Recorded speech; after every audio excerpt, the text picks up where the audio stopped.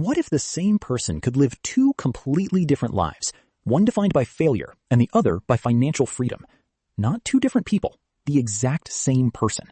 One life ends in rock bottom, the other ends in independence. What separates them? Not talent, not privilege, not luck. One method.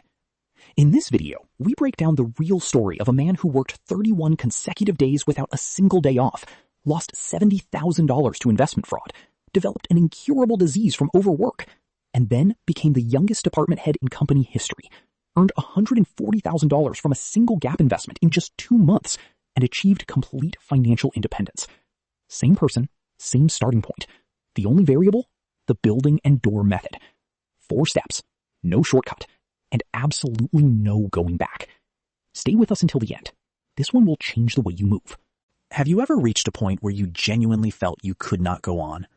Where your body was exhausted, your mind was harder than stone, and no one around you seemed to understand? This is where our story begins. The man at the center of this video was in his early 30s. On paper, he was a recognized employee, talented, diligent, capable.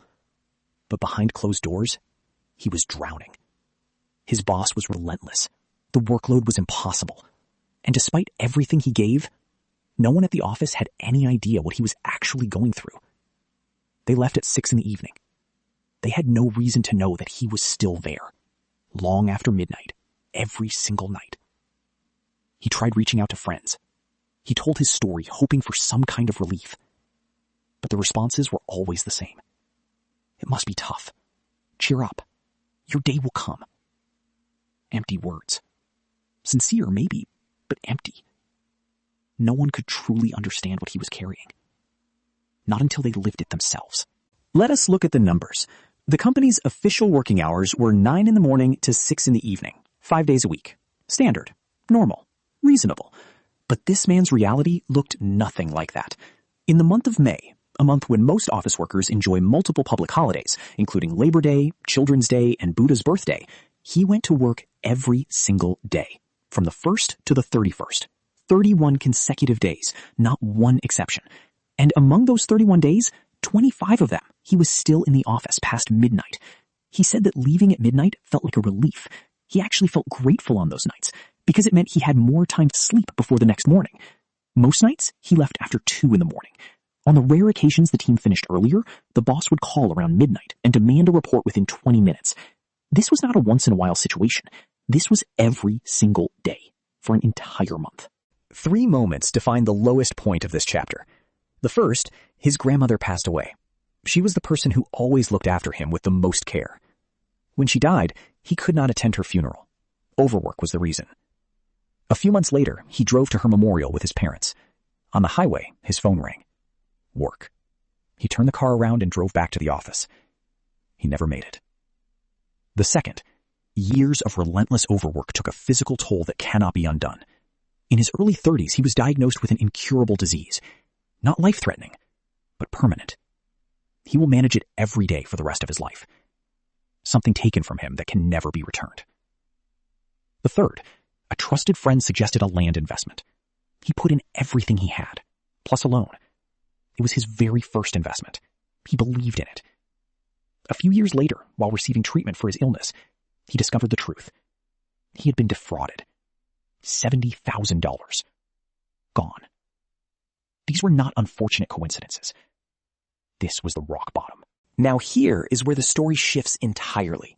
Everything you just heard, the 31 days, the missed funeral, the incurable disease, the $70,000 fraud, and everything you are about to hear, the youngest department head, the $140,000 investment return, the financial independence, these are not 2 different people's stories.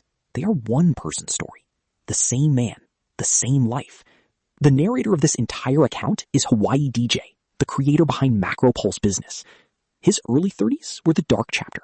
His mid-30s to today, that is the bright chapter. He told both stories as if they were different people on purpose. He wanted you to feel the contrast before the reveal. And now you feel it. One person, 2 completely different outcomes. Not separated by background, education, connections, or starting capital. Separated by a single shift in how he moved. That shift has a name. It is the building and door method. And we are going to walk through every step of it right now. The bright chapter started with a decision, not a lucky break, a deliberate, structured decision to move differently. On the career side, he committed entirely to his work, not out of blind loyalty, but with a clear strategic goal: become the youngest department head in the company. And he did. He was recognized across the board: top performance assessments, strong relationships with colleagues, and a reputation that spread fast. He achieved the rank of youngest department head in company history. That title came with something even more important: freedom from the boss who had been destroying him. On the investment side, before strict government regulations tightened the market, he executed several gap investment deals in the real estate sector. He had a rare ability to identify properties before favorable conditions hit. One apartment near a planned outlet development, he found it early, bought it right, and watched the value rise by $140,000 in just 2 months. He followed that with foreign stocks and unlisted company investments, each returning comparable gains. Building by building, door by door, he reached financial independence. The building and door method is not a motivational slogan. It is a structural framework for how human beings actually change their circumstances. The core idea is this: your current life is a building. It is familiar, comfortable, and predictable. But comfort is also a cage. When pain becomes unbearable, when you are forced to the edge of a cliff, that is not a crisis. That is an opening. That is the moment most people miss. The framework has 4 steps. Step 1, leave. Exit your current building. The discomfort you feel at the threshold is not a warning. It is a signal. It means you are moving in the right direction. Step 2, enter. Walk into a building you have never been in before. You will not know the layout. The hallway will be dark. Walk in anyway. Step 3, open doors. The hall is lined with doors on both sides. Behind some of them is nothing. Behind others, luck, opportunity, and transformation. Keep opening. Step 4, never go back. This is the rule that holds everything together. If you return to your original building when things get hard, the probability of encountering luck drops to exactly 0. The method works only if you commit to all 4 steps. Step 1 is leave. Most people never make it past this point, not because they are weak, but because comfort is invisible. When your daily life is relaxed and manageable, there is no urgency. There is no drive to get out. You think, I am fine where I am, and so you stay. But the person who has been pushed to the edge of a cliff does not have that option, and that is a gift in disguise. When you are forced to leave, you finally leave. The discomfort you feel at the threshold of your building is not a warning sign. It is a directional signal. It is telling you that you are facing the right exit. Step 2 is enter. After leaving, you must walk into an unfamiliar building. You do not know where the entrance is. You might spend significant time just finding it. And when you finally step inside, the hall is dark. You cannot see what is ahead. You cannot predict what will happen. And that is terrifying. But courage is not the absence of fear. Courage is the willingness to move in a situation where you are shaking.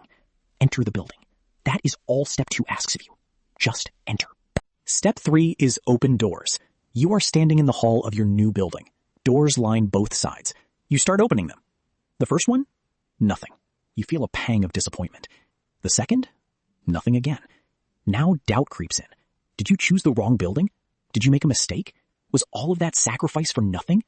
Here is the answer. No. You chose correctly. Keep opening. Because behind some of these doors, luck is waiting. And behind that luck is an opportunity. And behind that opportunity is something bigger than anything you can see right now. The architecture of success is layered. Each door reveals the next one. What looks like an empty room might be the corridor to the room that changes everything. The painful reality is that many people stop right before that door. They open 5 or 6, find nothing, and conclude they are in the wrong building. They are not. Step 4 is never go back. When the disappointment peaks and the urge to return to your original building becomes overwhelming, stop. Returning to the original building is the single worst choice you can make, because the moment you walk back, the probability of encountering luck becomes precisely 0. It was the next door. You just left. Let us walk through how this method played out in his real life, across 3 distinct buildings. Building 1 was the company. He was in agony under his bullying boss. He made a decision. Become the youngest department head. That was his new building. He entered it completely. He devoted himself fully. When he opened the first door in that hall, recognition was waiting. When he opened the next door, the title of youngest department head was waiting. And with it, freedom from the boss who had been destroying him. He was lucky, but it was not random luck. Building 2 was investment. He had just been defrauded of $70,000. Rock bottom. He made another decision. Enter the investment building. It took far more effort to find the entrance this time. He studied, he researched, he groped in the dark for a long time. But behind the doors of that building were gap investment opportunities, property strategies, foreign stocks, and unlisted company shares. Each door opened revealed another. Building 3 was financial freedom. His health was deteriorating from years at the company. He decided to leave entirely and enter a third building, a life of financial independence. Behind the doors of that building, an extraordinary life was waiting. 3 buildings, 3 decisions, 1 method.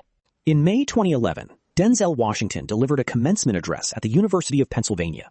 It is one of the most quietly powerful speeches ever recorded. He said this, "I didn't quit. I didn't fall back. I walked out of it to prepare for the next audition, and the next audition, and the next audition. I prayed. I prayed and I prayed. To get something you never had, you have to do something you never did. Fall forward. Fall forward. Not fall down. Not retreat. Fall forward. Failure is not the opposite of success. Failure, when you keep moving through it, is the path to success. Every empty door you open in that dark hallway is you falling forward. Every moment of disappointment that does not send you back to your original building is you falling forward. The man behind this story heard this speech and recognized himself in it. He had not quit. He had not fallen back. He had walked out of every uncomfortable building, stumbled into new ones, opened door after door in the dark, and kept moving. That is what falling forward looks like in real life. Not a dramatic montage. Just one more door, then another, then another. Before we close, here is your 5-step action plan, because knowing the method is not enough. You have to apply it. Step 1. Identify your current building. What is the comfortable structure you are currently living inside? Name it specifically, not vaguely, specifically. Step 2. Decide on your new building. What is one direction you have never dared to enter? Career, investment, business, skill, relationship? Pick one. Just one. Step 3. Take the first step today. You do not need to see the full path. You only need to cross the threshold. Find the entrance and walk in. Step 4. Open every door. Do not judge the building by the first 3 doors. Keep going. Keep opening. Each empty door is data, not defeat. Step 5. Write this down and keep it visible. I will not return to my original building. That commitment is the entire method. If you found value in this video, save it and share it with someone who is standing at the edge of their building right now, trying to decide whether to leave. This is for them. Follow MacroPulse Business for daily business and economy intelligence, simplified. We will see you in the next one.